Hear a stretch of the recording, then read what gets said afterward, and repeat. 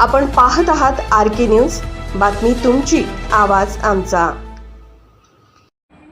जिद्द असावी तर अशी तामिळनाडूच्या मुख्यमंत्र्यांना भेटायला काश्मीरचा गडी थेट सायकलवरून मैदानात। काश्मीर ते कन्याकुमारी एका भेटीसाठी 50 दिवसांचा पॅडल प्रवास महाराष्ट्राच्या मायेने भारावला काश्मीरी सायकलपटू शेहजान। अहो, जिद्द आणि निष्ठा असेल तर काश्मीरचा बर्फ वेतळून थेट कन्याकुमारीच्या समुद्राला जाऊन मिळतो। याचा जिवंत प्रत्यय सध्या आपल्या महाराष्ट्राच्या पुणे-बेंगलोर राष्ट्रीय महामार्गावर पाहायला मिळतो आहे।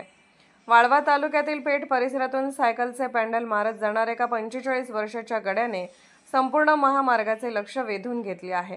काश्मीरचे रहिवासी असलेले शेहजान हे तामिळनाडूचे नवे मुख्यमंत्री आणि लोकप्रिय अभिनेते थलपती विजय यांना प्रत्यक्ष भेटण्याचं एकाच ध्येयाने काश्मीर ते कन्याकुमारी असा 50 दिवसांचा खडतर सायकल प्रवास करत निघाले आहेत। थलपती विजय पडद्यावर असताना त्यांच्या अभिनयावर फिदा असणारे शेहजान विजय यांनी राजकारणात दमदार एंट्री मारून थेट मुख्यमंत्री पद भूषवल्यानंतर अधिकच प्रेरित झाले। विजय यांच्या कार्यपद्धतीने प्रभावित होऊन या अवधली याने ठरवले, भेटीला जायचं तर गाडीने नाही, थेट सायकलवरूनच।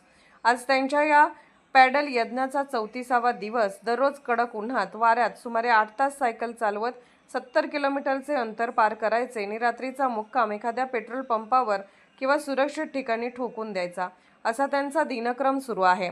आतापर्यंतचा संपूर्ण प्रवास त्यांनी केवळ आणि केवळ स्वतःच्या पायांच्या ताकदीवर सायकलवरूनच केला आहे। पण या प्रवासातील सर्वात रोमहर्षक आणि भावनिक टप्पा ठरला तो म्हणजे महाराष्ट्रातील प्रवेश। वाटेत भेटणारे महाराष्ट्रातील नागरिक या काश्मीरी पाहुण्याला पाहून अक्षरशः धावून येत आहेत। कोणी गरमागरम नाश्ता देतंय, कोणी बेकरीचे पदार्थ, तर कोणी फळेनी पिण्याच्या पाण्याच्या बाटल्या त्यांच्या हातात टेकवत आहेत। महाराष्ट्रातील हे अगत्य आदरातिथ्य निरपेक्ष प्रेम पाहून शेहजान अत्यंत गदगद झाले आहेत। महाराष्ट्रातील लोकांची माणुसकी आकाशापेक्षाही मोठी आहे, अशा शब्दात त्यांनी मराठी जनतेबद्दल कृतज्ञता व्यक्त केली। मुख्यमंत्र्यांची भेट झाल्याशिवाय मी मागे हटणार नाही, असा पक्का निर्धार उराशी बाळगून शेहजान यांनी पुन्हा सायकलची चाके पुढच्या प्रवासासाठी फिरवली आहेत। शेहजान यांची ही अचाट चिकाटी आणि महाराष्ट्राने दाखवलेली माणुसकी या दोन्ही गोष्टी सध्या महामार्गावर कौतुकाचा विषय ठरल्या आहेत।